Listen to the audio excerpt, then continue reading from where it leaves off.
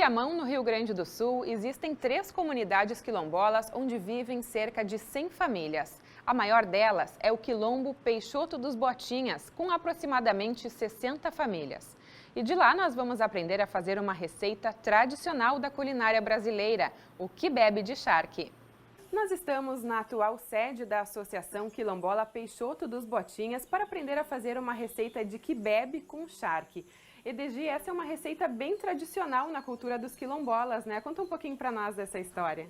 Sim, desde que eu, menina ainda, que faz tempo, no quilombo, se usava muito o quibe com charque, e até hoje. Porque a abóbora a gente tinha abundância, né? E o charque era a maneira como eles conservavam a carne, para não estragar, que não tinha geladeira, né? Conservavam a carne no sal. Então, unindo as duas coisas, saiu essa receita de quibe com charque, que é tradicional aqui.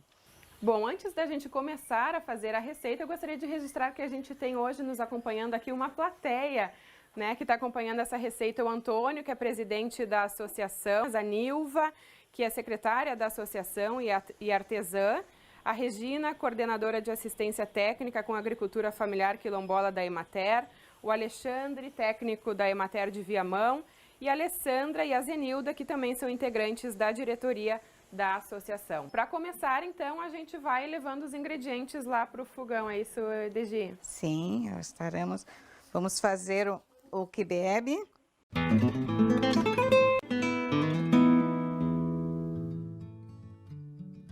Para fazer o quibe, você vai precisar de 1 kg de abóbora cortada em cubos, uma cebola pequena, meia colher de sal, 3 colheres de óleo, 3 colheres de açúcar e 3 colheres de farinha de milho.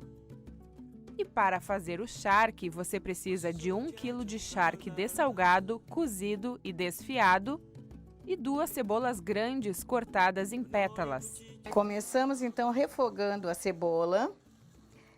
Vamos refogar ela até ficar bem douradinha, para depois colocarmos então a abóbora. Agora que a cebola está dourada, vamos colocar a abóbora.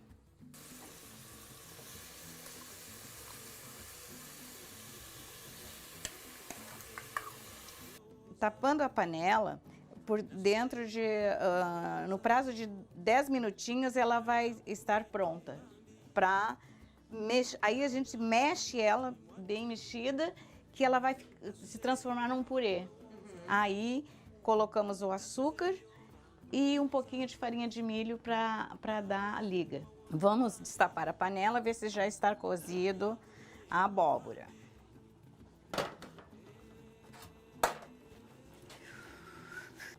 Ó, está desmanchando. Ó. Agora está na hora de colocar o açúcar, 3 colheres de açúcar.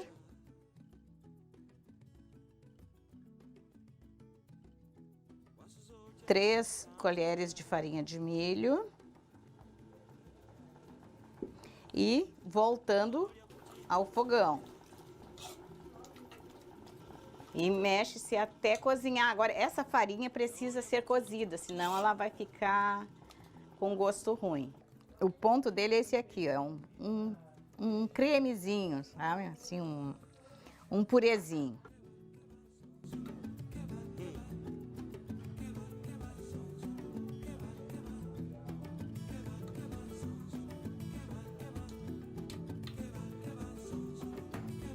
Vamos preparar agora o charque, então, né?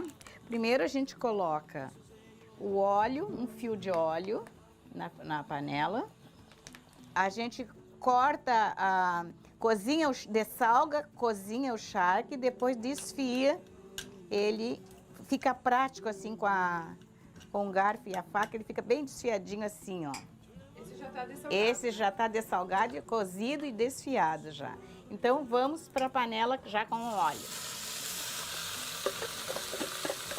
É só dar uma refogada nele, porque ele já está cozido. e depois experimentar o sal para ver como está. Enquanto isso, frite a cebola. Eu não coloquei o sal na cebola porque o charque tem muito sal. Então a gente vai experimentar, depois de colocar a cebola aqui, a gente vai experimentar para ver como é que tá o sal, tá? Vou colocar aqui um temperinho com cebolinha, um punhadinho assim, ó. Cebolinha, alho desidratado e um orégano, só para dar um gostinho. Como a cebola foi frita, eu vou tirar o excesso da gordura e colocar no charque, ó, por cima do charque. Vamos mexer o charque com a cebola.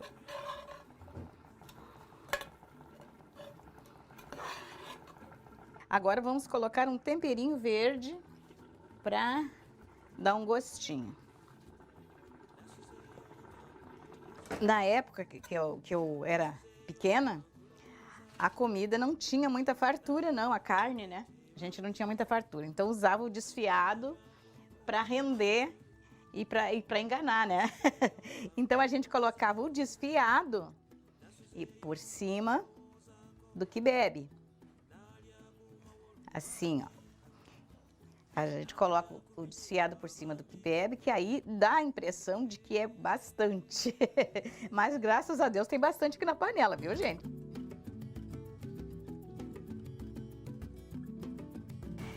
Está pronto o quibe com charque da nossa região.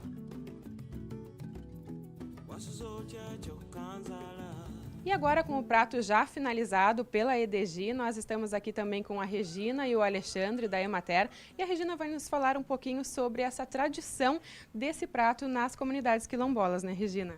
Claro. As comidas de comunidades remanescentes de quilombo, elas trazem muito da memória culinária de África para o Brasil, né?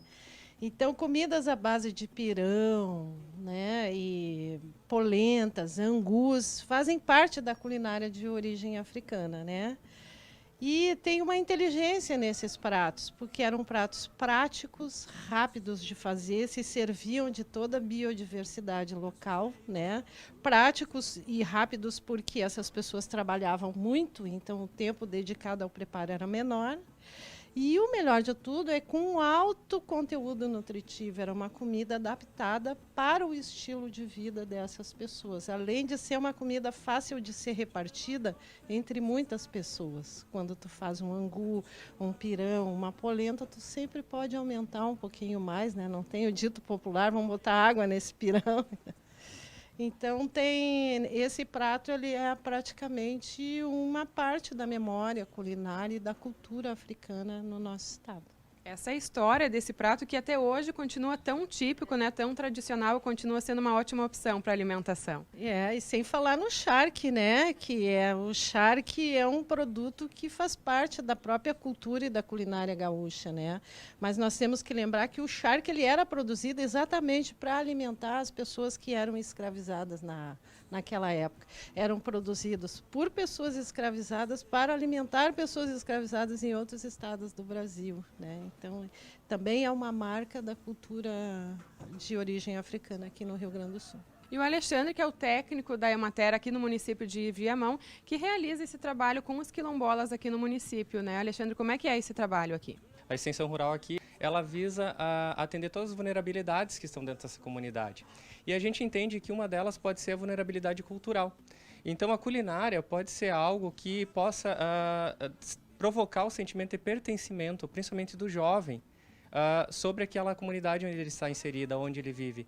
É para provocar justamente o sentimento de raiz, para que daí, dessa forma, por intermédio da extensão, a gente possa então trabalhar as outras lacunas, como a produtiva, o acesso à comercialização, e tão mais ligada à questão técnica que a Emater está envolvida, né?